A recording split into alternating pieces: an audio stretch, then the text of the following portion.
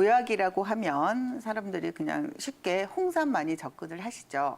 그래서 홍삼이라는 약은 증이 맞으면 굉장히 보익제, 특히 기를 보충하는 데는 굉장히 좋은 약이긴 해요. 하지만 이 환자분처럼 화가 있는 상태에서 홍삼을 드시면 사실 인삼을 이렇게 수치를 해서 인삼에 조금 열을 내는 그런 성질을 조금 원화시키긴 했지만 그래도 기본적으로 홍삼은 좀 열을 좀 낼 수 있는 거기 때문에 홍삼으로 접근하실 때는 본인의 화가 있으면 조금 조심하시고 충분히 한의사 선생님하고 상의를 하시고 본인한테 맞을 때 드셔야 되고요. 그다음에 또 보약이라고 하면 여기서는 보기제를 주로 말씀을 드렸는데 보음이라 그래서 몸에 음혈이 말랐을 때 쓰는 사물탕 계열, 즉 숙지향이나 작약, 당귀 이런 게 들어가는 약이 몸에 음혈을 보충하는 약이 있어요. 그런데 이 약은 자칫하면 소화 장애를 일으킬 수가 있기 때문에 혹시 본인이 소화기에 조금 문제가 있고 소화가 잘 안 되고 입맛이 떨어졌다 그러면 소화기 치료를 먼저 하신 다음에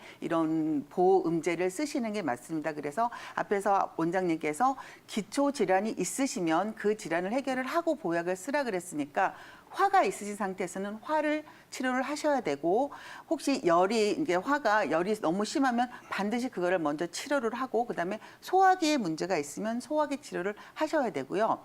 그다음에 또 조심하실 거는 환자분들이 기운이 없으면 뭐 주변에서 뭐 흑염소나 개수주 이런 걸 드시는데 사실 그거는 그 자체가 어떤 기운을 내는 역할도 하지만 보통 그런 약을 다릴 때 한약을 아무거나 거기서 임의적으로 이렇게 넣잖아요. 그 탕전원에서. 그런데 그 약재가 관리에서도 문제가 있고 충분히 앞에서 말씀하신 대로 기저질환이 있는데 무작정 그런 건강보조식품을 남용을 하시면 오히려 몸에 독약이 될 수 있기 때문에 그런 건강보조식품조차도 주변에 전문가이신 한의사 선생님이나 의사 선생님과 충분히 상의를 하신 다음에 쓰시는 게 현명한 대처일 것 같습니다. 네, 먼저 항상 기초 질환을 먼저 치료하고 이렇게 복용하는 게 좋다는 점 꼭 기억하시고요. 또 이와 관련해서 궁금한 점 있을 때는 항상 상담을 받아보고 복용하면 좋을 것 같습니다.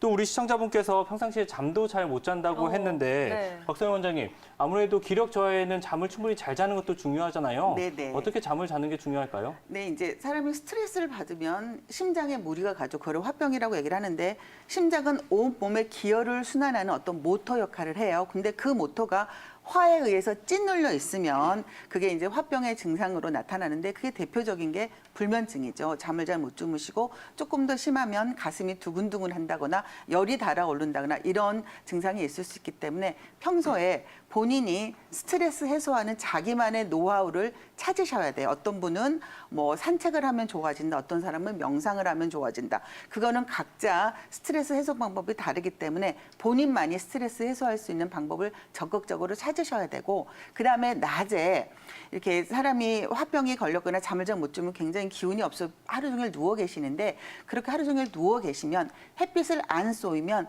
그 우울증을 해소할 수 있는 어떤 호르몬 작용이 더 저하되기 때문에 낮에 조금 힘드시더라도 살살 심한 운동을 하지 마시고 나가서 꼭 햇빛을 보시고 30분 이상 산책하실 거를 권하고요.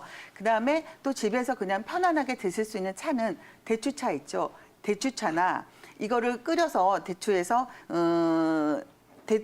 그 가운데 씨가 있는데 그게 산조인이라는 약재로 한방에서는 마음을 안정시키고 좀 수면을 도와주는 약이기 때문에 그냥 대추를 그냥 달여서 대추차를 복용하시는 것도 한 방법이 되실 것 같습니다.